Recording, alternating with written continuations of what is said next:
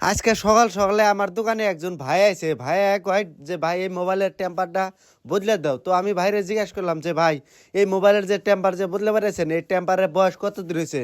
কয় ভাই আমি মোবাইল কিনছি 3 বছর ধরে, এই টেম্পারের বয়স হয়েছে 3 বছর ধরে। তো 3 বছর হওয়ার পরে কিন্তু এই ভাই আইসে ডাইরেক্ট 3 বছর পরে আমার দোকানের টেম্পার পাল্টানো শুনতে। তাহলে টেম্পার মোবাইলের স্ক্রিনের লগে ডিসপ্লের লগে লাগে পুরা চেরা চেরা হয়ে গেছে গা। তার মানে আর কয়দিন পরে কিন্তু ডিসপ্লে হুদ্দা পড়াই ভেঙে গেছে গাট।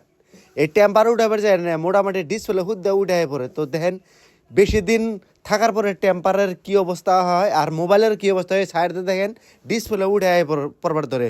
তো আপনারাও যদি এরকম যদি টেম্পার যদি বহুত দিন হয়ে গেছে আপনার মোবাইলে, তাহলে আপনাকে আমি রিকোয়েস্ট করি যাতে এই টেম্পারটা ফট করে পাল্টে আরুন। ফট করে পাল্টাইলে কিন্তু আপনার মোবাইলের ডিসপ্লেটাও ভালো থাকবো, স্ক্রিনও ভালো থাকবো।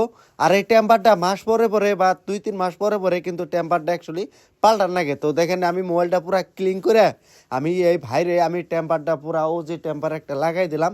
লাগাই দেওয়ার পরে মোবাইলের লোকটা কীরকম আহে ওইটাও আপনাকে দেখাবো। তো টেম্পার মোটামুটি আপনার ড্যামেজ হওয়ার আগে টেম্পারটা পাল্টান লাগে। বেশি দেরি করলে কিন্তু আপনার মোবাইলের জন্য ক্ষতিকারক হয়ে যায় কিন্তু।